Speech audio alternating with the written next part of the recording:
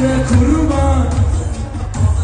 Mahşere gel de geleyim, tek sözün yeter, can feda sana, her şeyim senin uğruna öleyim. Onu da okuyoruz. Bu kendi çevirisi kendim yaptım. Sen yaptın. Evet.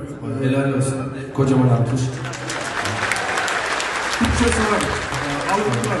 Ama en uzun basar ama güzel Okuyorum. Muharrem. Söz okuyorum, evet.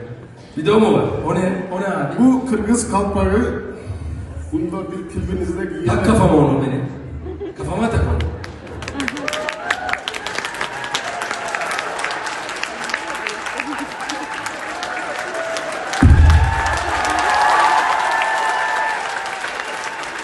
Artık %100 Kırgızistan'da oldum. %100. Baktığın zaman %100 Kırgızistanlıyım. Evet. Evet. Tamam. Bu ne? Bu ne bu? Senin yazlık evin mi? Ne bu? Bu mu benim evim? Tamam. Sözüm var. Ben burada kalacağım. Tamam, bu çadırda ben kalıyorum. Tamam. Okey.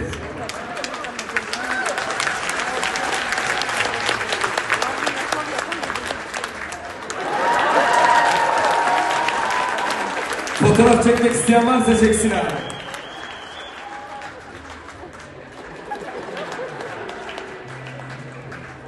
The Kırgız Musti.